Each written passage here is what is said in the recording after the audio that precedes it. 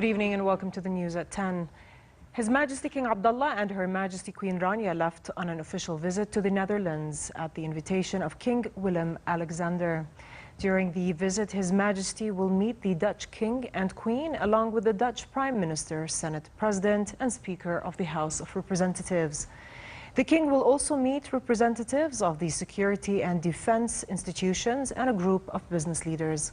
His Majesty will be the keynote speaker at the world-class The Hague program, which brings together a group of students from the Netherlands and other countries. His Royal Highness Prince Faisal was sworn in as regent. Prime Minister Hani al-Mulki praised the Public Security Directorate's efforts in protecting lives, preserving order and security, and urged firmness and fairness in the enforcement of the law. During his meeting with PSD Director General, Major General Fadel al-Hamoud, Mulki said the public security personnel's round-the-clock policing and social services are of an advanced and commendable level. He vowed zero tolerance in enforcing the rule of law, pursuing outlaws, and bringing them to justice.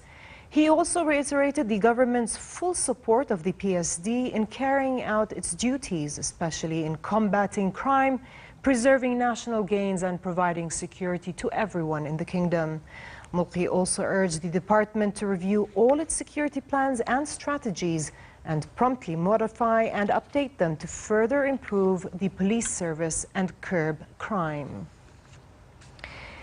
The Cabinet approved the Ministry of Water and Irrigation's comprehensive plan to rehabilitate and increase water efficiency at a number of major institutions. The Cabinet session reviewed the water campaign by the Ministry of Water in cooperation with the German Agency for International Cooperation that aims to address the kingdom's water challenges by conserving water and reducing water loss. The ministry's water strategy focuses on launching a water conservation campaign that encourages people to fix leaking pipes in households and various facilities, where a total of 1,500 youth were also trained on plumbing.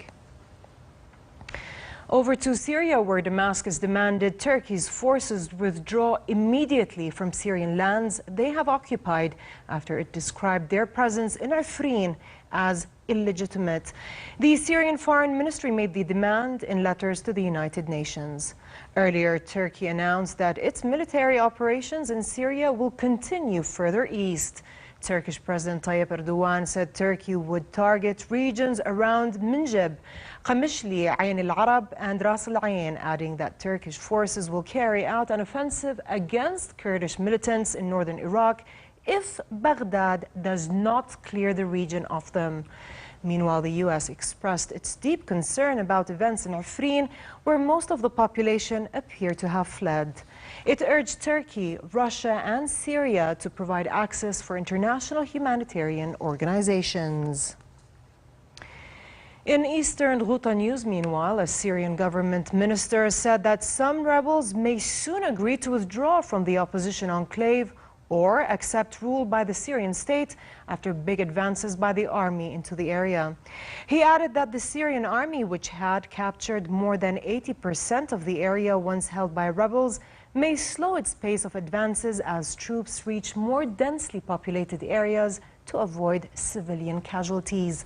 Concern over civilians' plight was raised by the United Nations as it appealed today for urgent supplies and funding to help those caught in war zones, saying they were tired, hungry, traumatized, and afraid.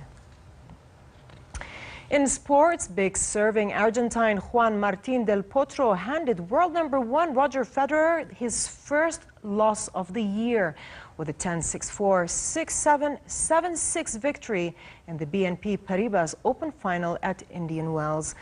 The nail-biting final lasted almost 3 hours. The red-hot Del Potro has now won 11 consecutive matches as he followed up his success in Acapulco by earning his first ever Masters 1000 title. Japan's Naomi Osaka claimed her first career title with a commanding 6-3, 6-2 victory over Russian Daria Kasatkina in a battle of 9-year-olds of the same Open. The unseeded Haitian-Japanese player became the youngest Indian Wells champion since Ana Ivanovic was victorious a decade ago. She dropped only one set in the tournament and needed just 70 minutes for the win. Well, not as scintillating as we might have expected from the start. And finally, a look at the weather. It will be warmer and drier than usual tonight, even though temperatures drop noticeably in the late hours and tomorrow to reach their seasonal average. Spring-like warm conditions prevail across the kingdom, while it will be hot in the Jordan Valley and the Dead Sea.